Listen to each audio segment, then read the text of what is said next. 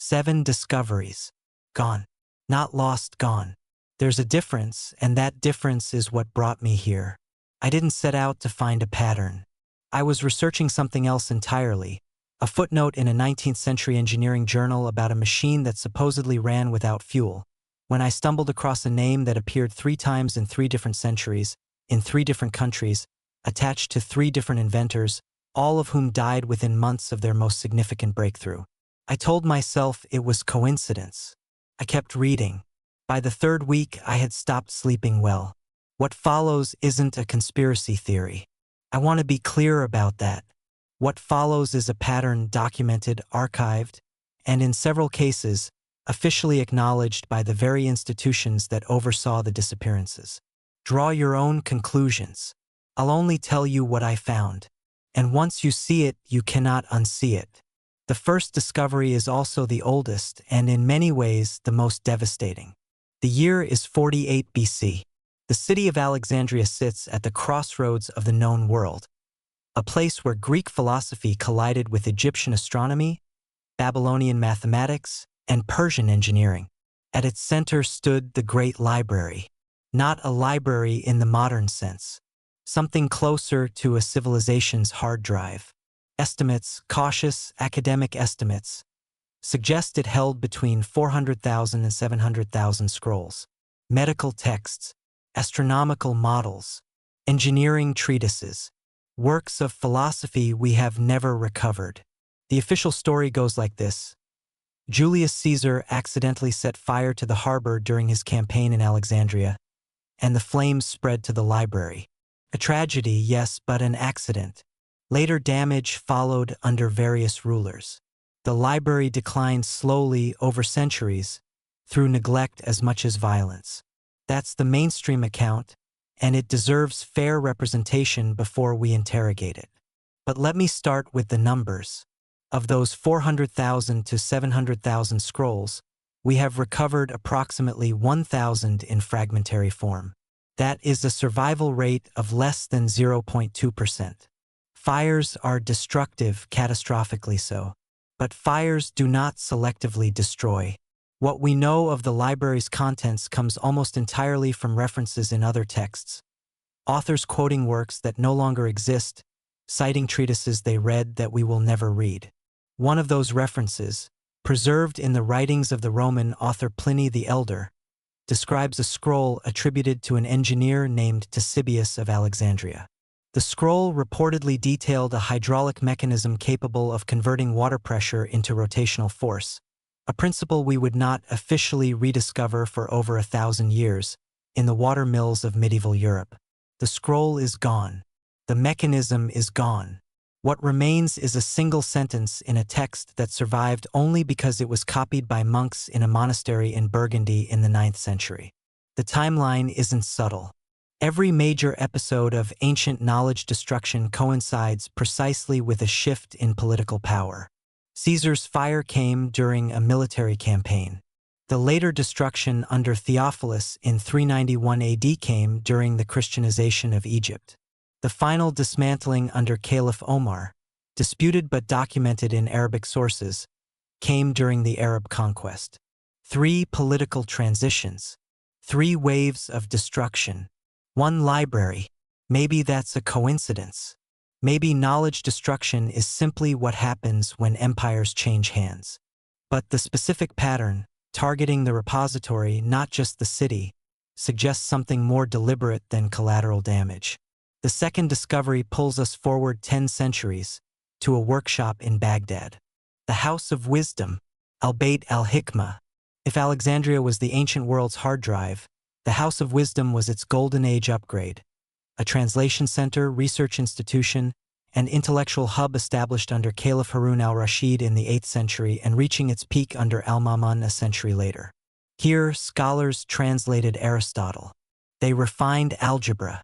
They mapped the night sky with an accuracy that European astronomers wouldn't match for another 400 years. And here, in 1258, the Mongol army of Hulagu Khan arrived. The official narrative is catastrophic but uncomplicated. The Mongols sacked Baghdad, one of history's great cities, in a campaign of brutal efficiency. The House of Wisdom was destroyed. Scholars were killed. And according to a widely cited account, the books, hundreds of thousands of them, were thrown into the Tigris River in such quantities that the water ran black with ink for days. Let me be fair to the official narrative. Mongol campaigns were not known for their nuance. The destruction was real. The death toll was staggering. Some estimates place it between 200,000 and 800,000 people. In that context, a library is almost a footnote. But here's what matters. Among the scholars documented at the House of Wisdom in the decades before 1258 was a man named Ismail al-Jazari. His major work, the Book of Knowledge of Ingenious Mechanical Devices, survived. We have it, we can read it, and it describes machines of startling sophistication. Programmable automata, mechanical clocks, fluid flow regulators. These are 12th century designs. What al-Jazari built in documented form raises an obvious question about what his contemporaries, his predecessors, and his successors built in undocumented form. The House of Wisdom held centuries of accumulated research. Al-Jazari's surviving text represents one man's work, preserved by extraordinary luck. The rest went into the river. Speaking of things that went into rivers, there's a third discovery, and this one has a paper trail. Nikola Tesla died on January 7, 1943, in room 3327 of the New Yorker Hotel in Manhattan. He was 86 years old, nearly penniless, and had not published significant research in years. Within hours of his death, agents from the Office of Alien Property, working alongside representatives from the FBI, entered his room and seized his personal papers, his notebooks, and his private research files. All of it. The official justification was wartime security. Tesla had been working on what he called a teleforce weapon, a particle beam device, referred to in the popular press as a death ray, and the government did not want that research in uncontrolled hands. That is the official story, and it has the advantage of being partially true. The seizure is documented. The involvement of the FBI is documented. A declassified memo, now accessible through the National Archives, confirms that Tesla's papers were reviewed by scientists at MIT. What the official story does not explain is why a significant portion of those papers was subsequently classified, why several colleagues who attempted to access them were denied, and why Tesla's nephew, Sava Kasanovic, a Yugoslav diplomat who had legitimate claim to the estate, was specifically excluded from the initial seizure despite being Tesla's next of kin. I spent weeks trying to understand what was in those papers. What I found was this. In the months before his death, Tesla had made claims, in letters, in interviews, in a statement submitted to the New York Times, about a system for wireless power transmission that built on his earlier Wardenclyffe Tower experiments. Not just transmission, generation. A system that, according to Tesla's own description, could draw electrical energy from the ambient electromagnetic field of the Earth itself. The Wardenclyffe Tower had been demolished in 1917 by Tesla's creditors. His laboratory in Colorado Springs had been abandoned. By 1943, the physical infrastructure was gone. What remained was the theory sitting in those notebooks in that room in the New Yorker Hotel. Most of the papers were eventually returned to Kasanovic and transferred to the Nikola Tesla Museum in Belgrade, where they remain. But the classified portions, the teleforce research specifically, were not fully released until 2016, when the FBI published a batch of declassified documents in response to a Freedom of Information request. 73 years after his death, a significant section remains redacted. That's not archival bureaucracy. That's a decision.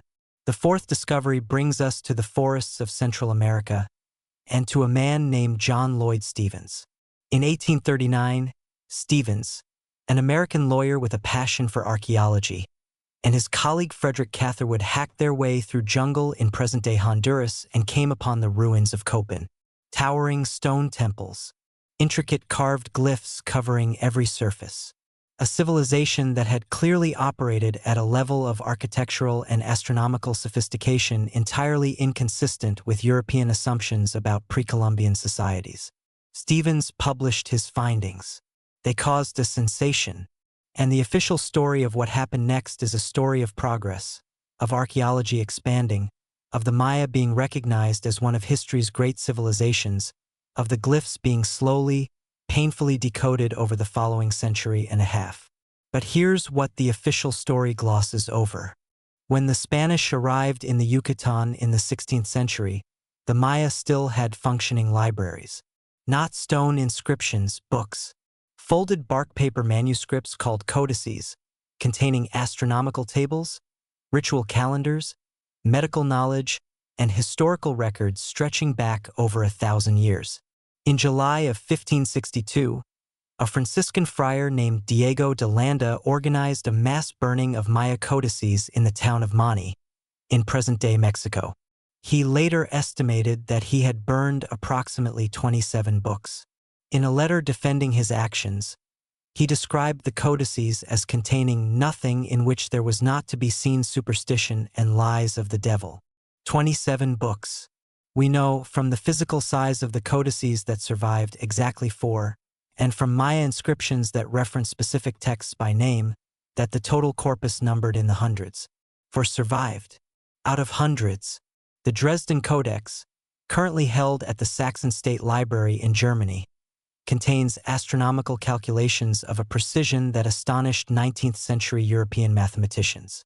Its Venus tables predicted planetary cycles with an accuracy of 1 day in 500 years. This is what 4 books contain. The question that follows, the question I cannot stop asking, is what was in the ones that burned. The part that keeps me up at night is Landa himself.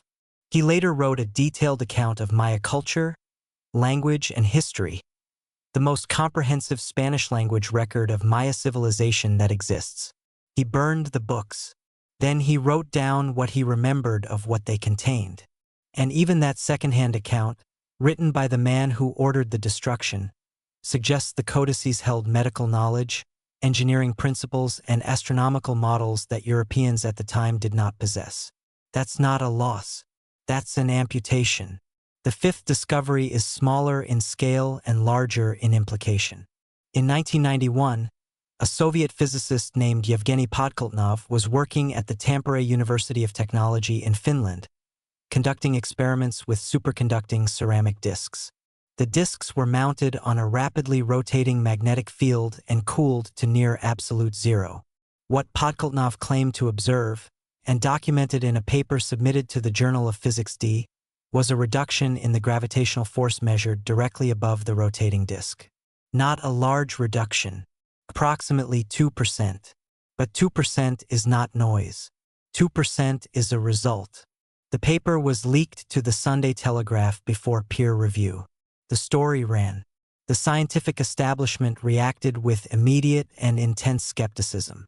The peer review process stalled. Podkoltnov withdrew the paper under pressure from co-authors who feared professional consequences. He was eventually pressured out of his position at Tampere. The official scientific community's position is that subsequent attempts to replicate Podkoltnov's results have failed. That is largely accurate. But here's what the official account omits. In 2002, NASA's Marshall Space Flight Center published an internal document acknowledging that they had conducted their own replication attempt, using slightly different equipment configurations, and had observed what their own report described as anomalous results. The document, now available through NASA's technical report server under document ID NASA/CR 2002-211998, does not confirm Podkoltnov's findings. It also does not categorically dismiss them. It recommends further research. That further research, as far as public record shows, did not happen. Which brings me to the Boeing Corporation. In 2002, Aviation Week and Space Technology, not a fringe publication, reported that Boeing's Phantom Works division, the company's advanced research branch, had quietly initiated its own investigation into what the article called gravity modification. The program was reportedly called Project Grasp. The article cited internal Boeing sources and drew on the Podkoltnov research directly. After the article ran, Boeing declined to comment. Project Grasp, if it existed, produced no public results. The Aviation Week article remains in the archive. The project does not appear in any subsequent corporate disclosure. Maybe the replication failures are definitive. Maybe the NASA anomaly was instrument error. Maybe Boeing's interest was purely theoretical and quickly abandoned. But the pattern, observation, suppression of publication, institutional investigation behind closed doors, public silence, follows a shape I had seen before. For times before, by the time I reached this point in my research, the sixth discovery comes from a set of ruins that should not exist. In 1966, a Bulgarian archaeologist named Georgi Kitov began surveying burial mounds in the valley of the Thracian rulers, near the town of Kazanlak in central Bulgaria. What he found over the following decades rewrote, quietly and without sufficient fanfare, what historians thought they knew about the Thracians, a civilization that Greek and Roman writers had alternately admired and dismissed. Kitov uncovered golden artifacts of extraordinary craftsmanship. Frescoed tomb chambers depicting ritual scenes with a symbolic vocabulary that Greek scholars could not fully decode. And, most significantly, inscribed tablets. The tablets are the part that matters. The Thracian writing system, if it was a writing system, remains undeciphered. Unlike Linear B, which was cracked by Michael Ventris in 1952, Thracian script has resisted every serious analytical attempt for over a century. The Setovo inscription, the Kjolman inscription, several others. They sit in Bulgarian museums and European university collections, acknowledged, photographed, and unread. The official position in academic linguistics is that the corpus is simply too small to enable decipherment. Fewer than 100 short inscriptions. That's a reasonable academic position. But speaking of what was deliberately removed from the corpus, there is documented evidence that several Thracian sites were looted systematically during the communist period in Bulgaria, with artifacts sold through East German intermediaries to private European collectors. The Bulgarian state has formally requested the return of over 2,000 artifacts. Fewer than 200 have been recovered. Among those not recovered, several inscribed objects documented in preluding site surveys. The inscriptions we cannot read. The objects that carried more of them, gone before we could try. The seventh discovery is the one I almost didn't include, because it's the most recent and the most verifiable. In April of 2003, in the days immediately following the fall of Baghdad during the United States-led invasion, the Iraq Museum, one of the most significant archaeological repositories in the world, was looted. Approximately 15,000 objects disappeared in roughly 48 hours. The official response cited the chaos of war. The military was occupied with strategic priorities. The museum's location had not been designated a protected site under the military's no-strike list. That last detail is documented. It was later confirmed in congressional testimony. Among the objects stolen, cuneiform tablets from the museum's basement storage, tablets that had not yet been cataloged, photographed, or translated. The number is uncertain because, by definition, they had not been inventoried. Estimates from the museum's former director, Donnie George Ukana, suggest the uncatalogued tablet collection may have contained between 10,000 and 15,000 individual pieces. Some have been recovered, seized at borders, purchased back through intermediaries, returned by collectors who acquired them unknowingly. The majority remain unaccounted for. Cuneiform tablets are not glamorous. They don't look like treasure. What they are is data, written records of ancient Mesopotamia, the civilization that invented writing, codified law, mapped the stars, and recorded the first epic literature in human history. Some of the recovered tablets have proven astonishing. A 2015 analysis of a tablet held by the Sulaymaniyah Museum in Iraq, purchased on the antiquities market in 2011 from an unknown source, revealed an unknown episode of the Epic of Gilgamesh, one of humanity's oldest literary works. A section no scholar had ever read, because no copy had ever previously been found. One tablet, one fragment, one unknown chapter. The thousands still missing carry their contents into private collections and storage rooms and black market vaults. Unread, unknown, perhaps permanently. The timing of the Iraq Museum looting in the context of a military invasion sits inside a pattern that I am not comfortable making definitive claims about. I'll say only this: the no-strike designation was applied to the oil ministry. It was not applied to the museum. That is a documented priority decision made by identifiable people with identifiable consequences. 7 discoveries. 7 destructions. A library burned at the moment of political transition. A house of wisdom thrown into a river. An inventor's papers seized within hours of his death. A civilization's books lit on fire by a friar who then wrote down what they said from memory. A physicist's anomalous results withdrawn under institutional pressure. A set of undeciphered inscriptions stripped from their archaeological context. A museum looted while a military protected the oil ministry. I don't have answers, only patterns. What connects these 7 episodes is not a single conspirator or a unified agenda. What connects them is something more uncomfortable, a recurring human behavior visible across centuries and cultures and political systems, in which the accumulation of certain kinds of knowledge is perceived as a threat by the powers that stand to be destabilized by it. Sometimes that threat is spiritual, sometimes economic, sometimes military, sometimes the nature of the threat is never made explicit at all. What I keep returning to, what I cannot shake, is the specificity of these losses. Books, not buildings. Papers, not furniture. Tablets, not statues. In each case, what was taken or destroyed was not the physical infrastructure of a civilization, but its memory, its record of what it knew and how it got there. The Dresden Codex sits in a climate-controlled vault in Germany. Tesla's partially redacted files are accessible at the National Archives. The Baghdad tablets that made it to museums are being photographed and translated by a consortium of universities, one painstaking line at a time. The knowledge that survives exists in fragments, in margins, in lucky copies made by someone who understood what they held before it could be taken. And it suggests consistently across all 7 cases that what came before us understood more than we have been taught to believe. Maybe I'm seeing patterns where none exist. But the pattern keeps appearing. 7 times in this essay alone. Hundreds of times in the research that sits behind it, in filing cabinets and hard drives and library call numbers I'll leave for you to find. The record isn't closed. It's just scattered.